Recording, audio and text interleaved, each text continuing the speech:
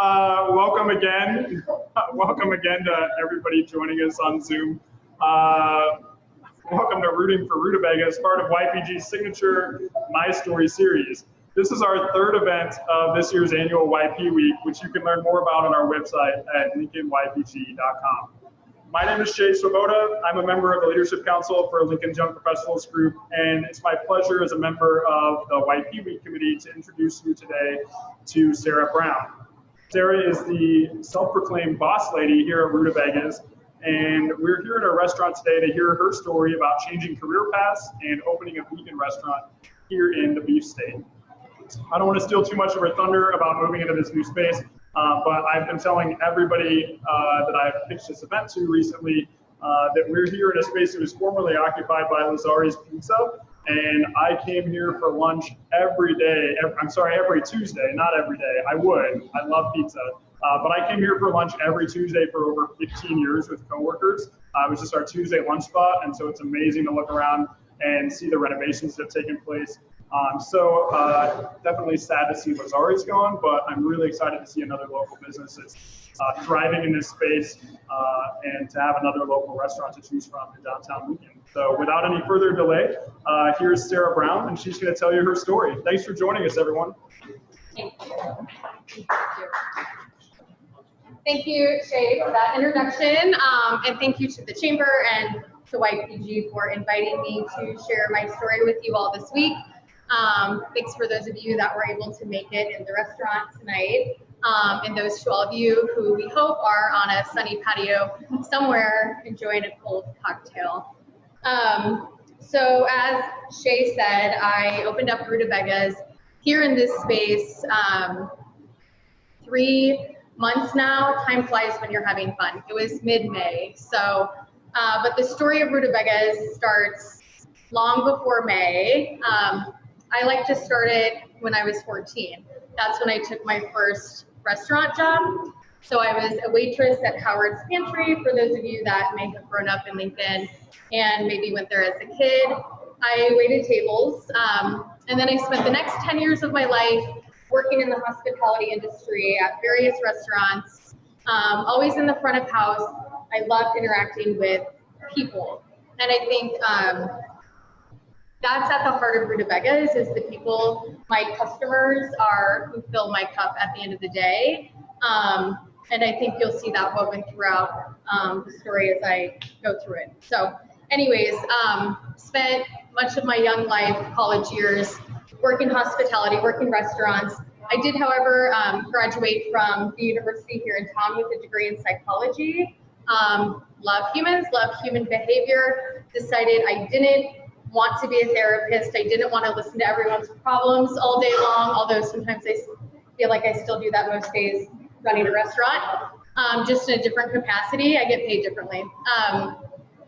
So I went on to start my first business. I definitely feel like I always had that entrepreneurial blood running through me, and I had an event planning company, and I did that a couple years. I did weddings, corporate events, citywide health challenges, super, super fun. At the time, I had 2 young children. I was married. I had lots of diapers and like formula to buy, and running a business in your early 20s is super hard, super broke. I was fundraising for the American Heart Association at the time. I was volunteering for them. It was a cause that was very near and dear to my heart. They recruited me to come work for them. So I hung up my entrepreneurial hat and I traded it in for what I lovingly refer to as the golden handcuffs of corporate America. And it served me well. I spent 7 years fundraising for the AHA. I took a few promotions during my time there. I was taught how to be a leader. I was taught how to recruit and develop people. It was wonderful. I saw a lot of the Midwest, a lot of the US. I got to travel a lot. It was time well spent. It was definitely time that I had to have to get me ready to start a business of this magnitude. Some days I feel like Rutabagas is just like this tiny little restaurant, but we're a team of almost 20, and it feels like it's a beast most days. So anyways, so spent 7 years working at the AHA. I would say in the last year or so of my time there, I was definitely feeling a shift in my heart. I had learned so much from them, but I knew that I was meant for more. And I really was aching to get back to creating again and creating for myself and being in charge of my own destiny. I think that's a really powerful thing. I think some people can have that cup filled within, you know, the four walls of corporate America, but that's just simply not me. And I knew that about myself. So a year before I retired myself, I just really did some soul searching and came back to food. I grew up in the food service industry. I was always on the other side of the counter dealing with, you know, customers outside of the kitchen. But I love to cook. I had a passion for cooking. I love to host family dinners. I love to have, you know, girlfriends over. I love to try new recipes, try new foods. That was just a passion of mine. So for a year, and then let me rewind, 2 years before that, I had transitioned to a vegetarian diet. So definitely grew up on that standard American diet, especially here in the Midwest. Beef, potatoes, chicken, pork, I mean, hello, right? Like, yes. So it was definitely a transition. I was 30, I think 2 or 3 at the time, to just completely eliminate all animal proteins out of my diet. And then shortly thereafter, I actually went fully vegan. So that's like butter, eggs, like super, super strict way of eating. I'd watched lots of documentaries on Netflix.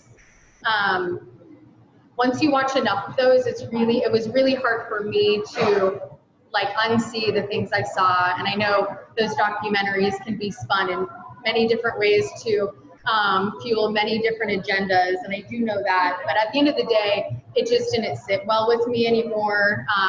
What kind of lifestyle I was living. So I knew it was time for something different.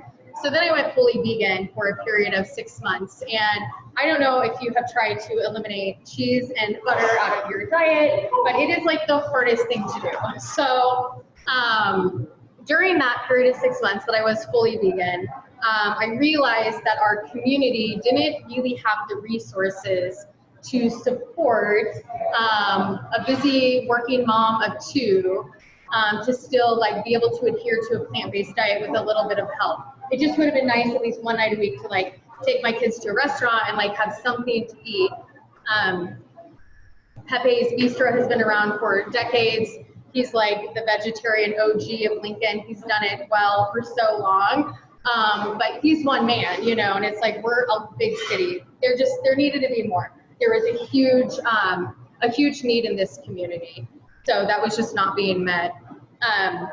So anyway, so as I was getting closer to making the transition out of corporate America, I was really, you know, doing that soul searching, trying to figure out what I wanted to do.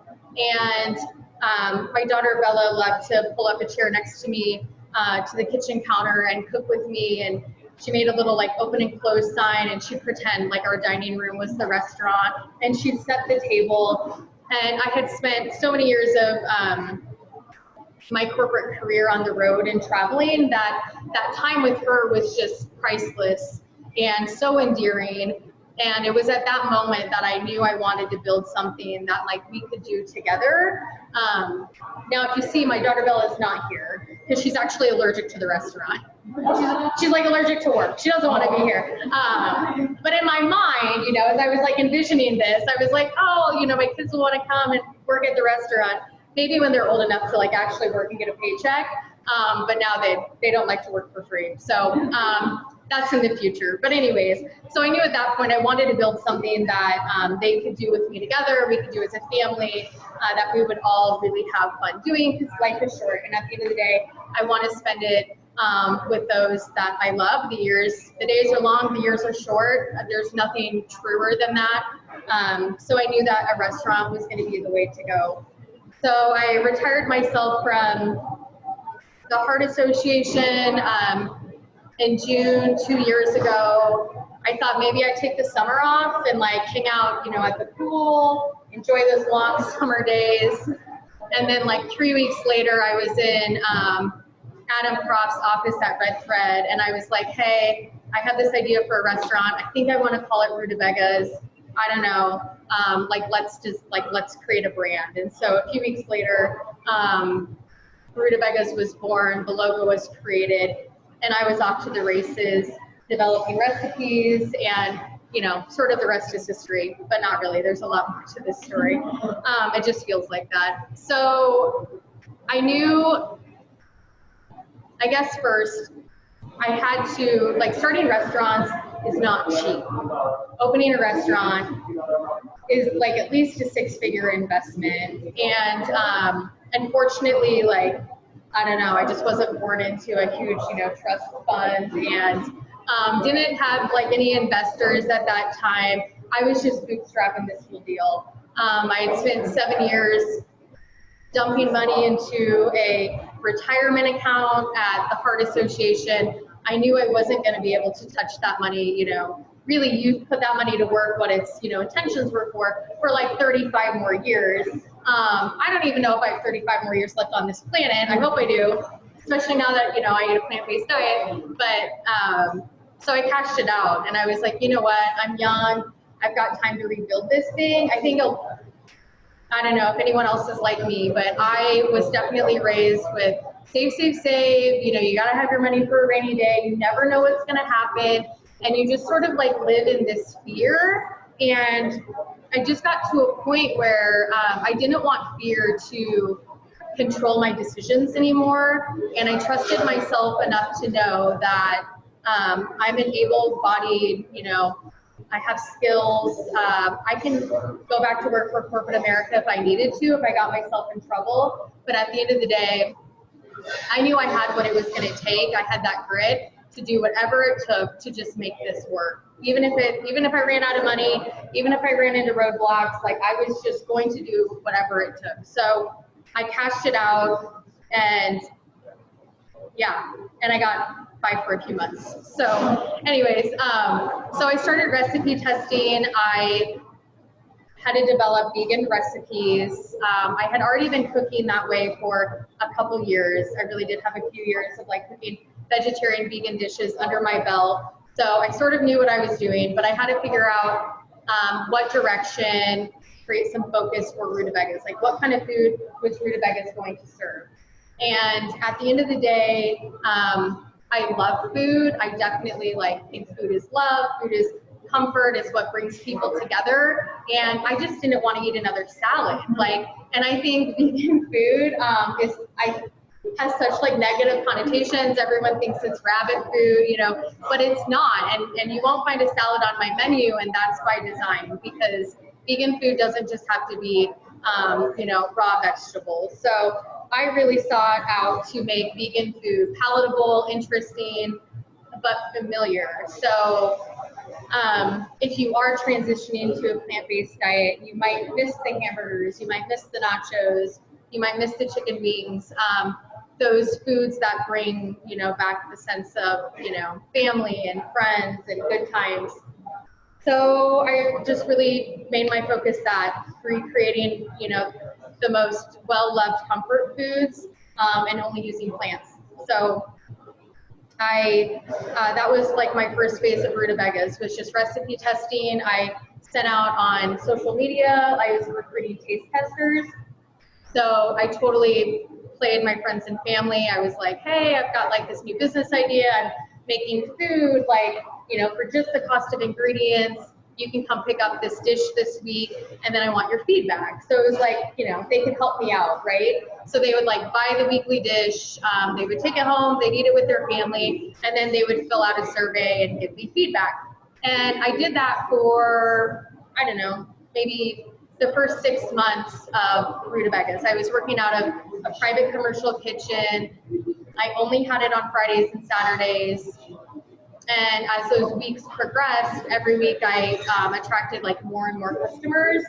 So I got used to 12, 14-hour days in the kitchen on the weekends.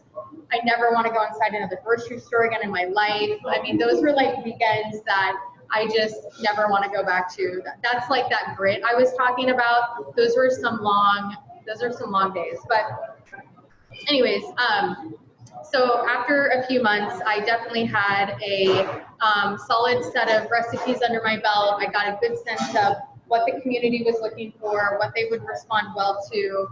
I had a great following on social media, which was super fun. And then I decided to take my food out into the community. So I did my first community event, Love Locals at the Bay. It was like the first time. It was a super big deal for me. I do feel like this was a pivotal moment in the history of Rutabagas. I signed up as a food vendor, and I took like food for 100 people, and I like sold out in 90 minutes. It was wild. And then I think at that point I knew that like we were onto something for sure. So it was not just like my friends and family that were just being kind and supporting me. It was the community at that point. So I was quickly outgrowing the kitchen space for sure. I was picking up more and more pop-up events out in the community. Lincoln has a ton of wonderful breweries, cideries, wineries. None of them have kitchens. All of their patrons want something to eat with their beverage. So it was a great partnership for us to go sell nachos, go sell whatever during their busy hours. And I continued to grow my following that way. It also was another revenue stream for me. So instead of just selling food on the weekends like I had been doing, I was able to bring in revenue, you know, on a Wednesday night, which was a big deal. At that point, I also needed to start recruiting some of my staff. I could only chop so many vegetables for sure. And we were doing everything from scratch. I think that's one thing that sets us apart as well. Like there's not a lot of things that we don't make that came like straight from the ground. So there is a ton of prep work that goes into our recipes. Just our Rutaburger, for example, has like 14 different unique ingredients. When I think about when I used to make hamburgers, you know, 10 years ago, it's like you have your ground chuck, your salt and pepper, and like you throw it on the grill.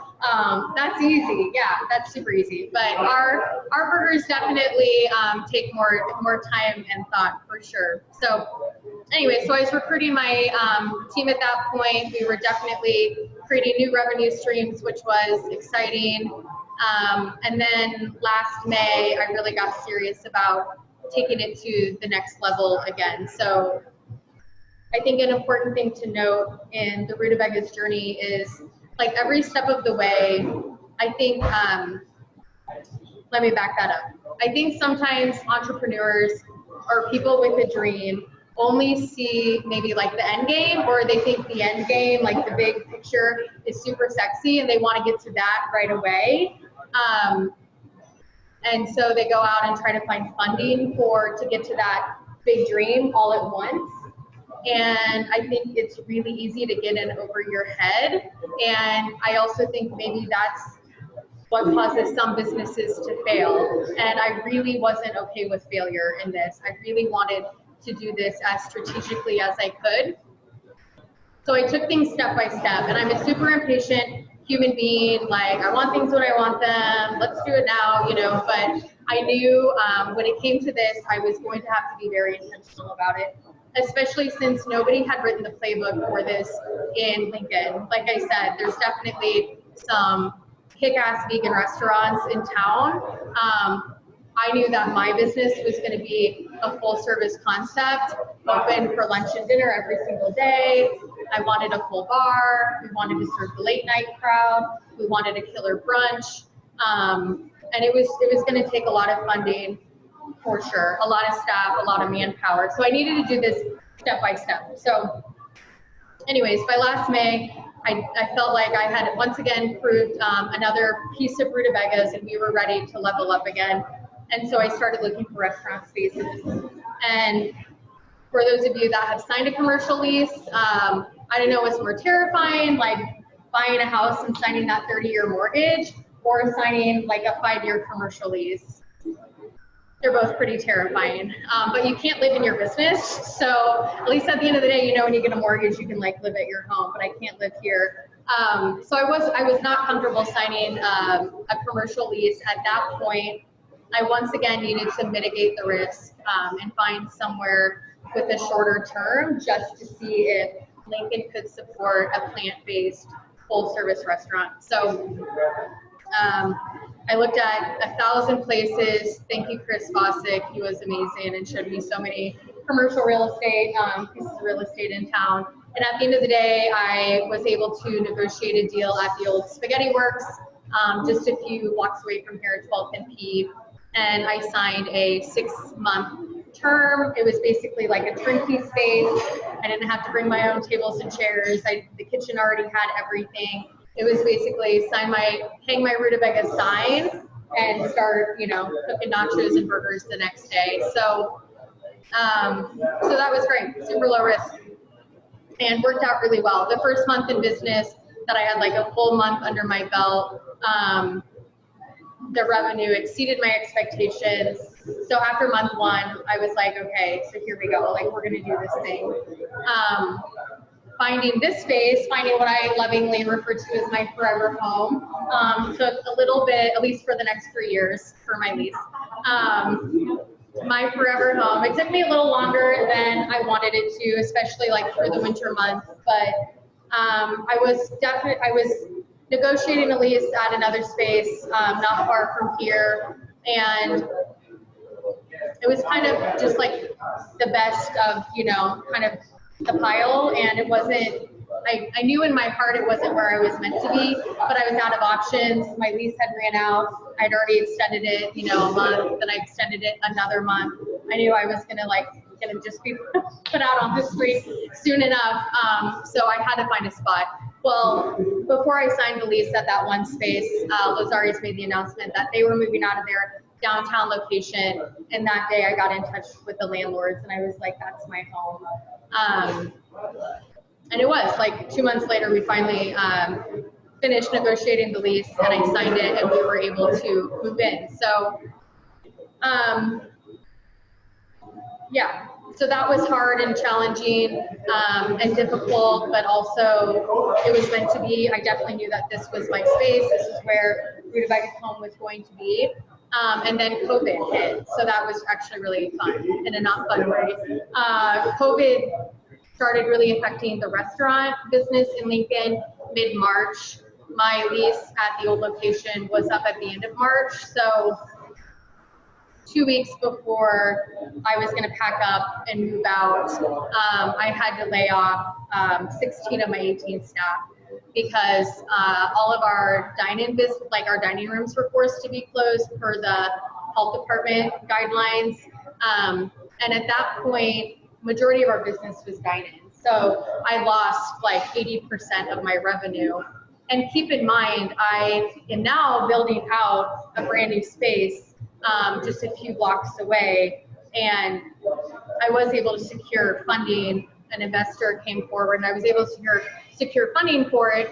But every day I was just watching thousands of dollars of lost revenue go by. It was the most terrifying and sad part of this journey, was to look at my staff and let them know, like, I can't do anything. And they were all a part of this journey too. They wanted it as much as I wanted it. They understood, and you know, I guess thankfully the government made it very easy for folks to get unemployment. That was a lifesaver. We were going to have to be closed down anyways for about 6 weeks as we finished the renovations in the current location. So my staff were already prepared, thankfully, to you know, pick up a part-time job, scale back a little bit, you know, et cetera, et cetera. So sometimes I'm like, well, was that a blessing in disguise? Maybe, because they were able to collect unemployment, you know, and that worked out well. I guess if there has to be a silver lining in it all, that's it. But I had to lay them off before we really knew what the government was going to do. So that was hard, for sure. Owning a business can be really, you know, sexy and glamorous sometimes, but nobody talks about the hard parts, and that was definitely like the hardest day I've had in this journey for sure. So anyways, I am excited to say though, here we are, 6 months later, and I have 18 people back on payroll. So it's like we made it through. It's just, we had to like trudge through mud for a while, for sure. So anyways, so I was closed down. Rutabagas was closed for about 2 months while we finished renovating this space. And there's nothing quite like spending tens of thousands of dollars every day finishing a space as like restaurants around you are closing up shop, like crumbling. We have no idea what the future looks like.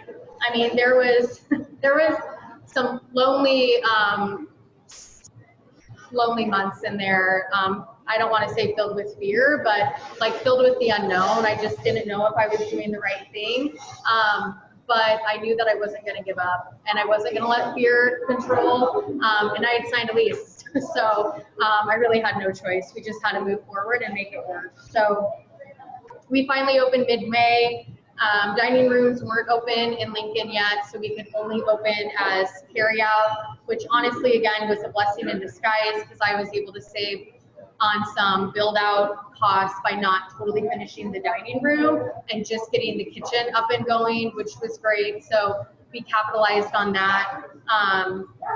My good friend Renee has a tech company, and she was able to pull together an incredibly resourceful app that everyone could like order on and do everything electronically, virtually, curbside. I know the city was really great about making those parking meters for pickup. That was huge because downtown can be challenging. So they're definitely like the stars aligned in many, many ways for us to make carryout business a go. So once again, our first month in business at this new location, and it's kind of like no big deal. We paid our rent, made payroll, all those good things. So it all worked out in the end. And I know that we're super blessed in that regard. I know that that's not every restaurant story. So we count our blessings every day, for sure. But anyways, I feel like I have sat here and rambled and rambled and rambled. So I am going to pause for a moment and open it up for questions. I have so many questions, so let me take all of them. Kayla, I'm sure we'll get some from online as well. But I'm meeting you like up and down. Yeah. And like my other I'm obsessed with cheese. Like cheese goes on habit. Right. And so tell us a little bit about how you come up with these recipes for what you describe as familiar menu items. Yeah. That very much seem like meat items or things that might have cheese or other things that I love that aren't vegan friendly. Like tell us where you start. Like are there well-known substitutes for A to B, or are you really coming up from scratch? Like tell us about your process. Well, I can't give away all my secrets. Well, and that's okay. I'm just kidding. I'm just kidding. Like convince me how amazing this mac and cheese is going to be. Yeah, yes, absolutely. So, I think at the end of the day, it comes down to texture most of the times. I think when we're like flavor, everyone kind of interprets flavors a little bit differently. But if you can like nail the texture, you're 80% of the way there. So I would say that there's not a whole lot in any industry that hasn't been done before. But I think there's always opportunity to like put your own spin on it and just, So for like the mac and cheese, for example, I tried many different like vegan cheese sauces, and some were absolute garbage. And I was like, this is disgusting. How can they call this mac and cheese, And then, I think that's probably what people think of when they see like vegan comfort food. Yeah. I think they assume it's plant-based, so it's going to be healthy and not tasty. Right, yes, and I think that's a common misconception too. I think people, when they think about Rutabagas and think about plant-based cuisine, they're like, oh, this is really healthy. And I was like, well, but like sugar is still plant-based, and sugar is not always that great for you, But anyway, and oil and things like that. So I won't pretend to say that our comfort food is like some health food, because it's just simply not. That's not our brand. That's not what we're going for here. If you want a salad, go somewhere else for sure. But anyways, good question. And I think our food definitely speaks for itself. The biggest surprise I had was, well, I plan on feeding every single vegan in Lincoln for sure. What I didn't plan on, which was a really happy and necessary surprise, was the majority of my customer base eat meat. So they're just like you. They're just looking for something different, something unique. And how can nachos suck even if they're made with plants, you know? So I think like our ground shrooms are a perfect example of something that looks and tastes like meat but isn't. And again, it comes down to that texture. So we use ground walnuts, rice cauliflower, and mushrooms, and then use coconut aminos, and then like lots of seasonings, and put all of that together and make it up, and it has the texture of ground beef, but it's not, it's plants. And then it tastes like, you know, a taco meat would. So it's wild. It feels a little bit like magic someday. Like our sour cream looks just like sour cream, but it's cashews. And we soak cashews and blend it up with, you know, some vinegar and lemon juice and green chilies and things like that. So yeah, it just, some days I feel like a magician. What's your favorite item on the menu? That's exactly what it's like. It's like each of those are like, you know, near and dear to my heart, but I will say, I'll say my crabless cakes. It was the first recipe I made literally when I started. Like week 1 was these crabless cakes, and I was so stinking proud of them. And I was such a sucker for crab cakes in my other life, even in the middle of Nebraska, right? But I love to travel. When I traveled, I loved to get them. And so I was really happy to like nail that one right out of the gate. And I think it's not really a common menu item on many like vegetarian or vegan menus. So it's just one that's like stood the test of time and stuck around that I'm really proud of. So that's my favorite. Do you have a question from online? Awesome. What's your favorite meat? Yeah, so the question is, what's my favorite meat substitute? So we make a lot of, I guess, meat substitutes from scratch. So I guess like if they're asking me what my favorite meat substitute that I make here, I will say the ground shrooms, because I feel like it is so close to like the meat counterpart of it. We've recently introduced seitan in our menu. It's made with vital wheat gluten. That we've been playing around a lot with that in the kitchen, and that might be my new favorite meat substitute. It really takes on the texture and flavor of like a shredded beef, and we're really loving it.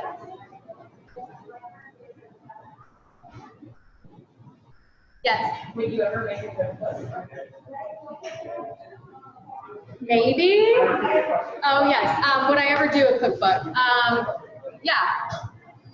When I find time. Yeah. I feel like I can't even like get through like my calendar today, let alone tomorrow. That would be super fun to do someday. Absolutely. Yeah. And I think the important thing that I would want to note in that is like anyone can make these. I have a degree in psychology. Like I am not a classically trained chef. I have no desire to be. I love to just like pick things up and play around with them. And I heard years ago from one of my mentors, like just never stop being curious. No matter, I think as we get older, like we just stop wanting to like learn and be curious about things. And that's what I found with Rutabagas. Like I am endlessly curious about new foods, new techniques, new way of doing things, combining new flavors. So maybe that's my takeaway message tonight too. It's just like find something you can be like endlessly curious about, and you'll never have a bad day in your life for sure. But anyways, good question. I'll ask another one. I may know the answer to this because I feel like you kind of do it all, but yeah. You don't refer to yourself really as the owner or the chef or the creator or whatever. Yeah. It's always costly. Right. Is there a story behind it, or like How do you check it out? I don't know. I think sometimes, so Shay asked why my title is boss lady versus like, owner. I don't know. Sometimes like owner feels a little pretentious or, like president of your company or I don't know, right? And so I think boss lady is a little bit tongue in cheek, a little bit sarcastic. That encompasses my personality pretty well. So I like to just think that's my personality. I'm a bit of a boss lady. Yeah. I try.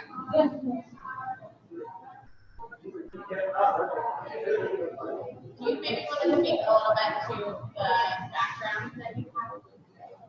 The background. What's the physical background behind you? Our Instagram wall, yes. So we got that a year ago for our first birthday party when large groups of people used to be able to congregate together. I can't wait for those days to return. For sure, we'll for sure have a ribbon cutting at that point and a grand opening since we haven't been able to do that. But I did want some like Instagram social media wall where everyone, could take pictures in front of. So yes, that's what I'm sitting in front of, putting it to good use too tonight. Yeah. Cool. So if we have people, so if we have people that are either here at the restaurant or ordering online, maybe they're going to get things. Any recommendations? I mean, you talk about favorite things, but if people haven't been here at all before, something you always recommend, either the most popular, Totally. usually I'm staying for dinner. For example, what's the best one? So I think if you haven't, if you're staying for dinner or if you're ordering, carry out, download my app, Rutabagas, on the App Store, Google Play. There's my plug for that.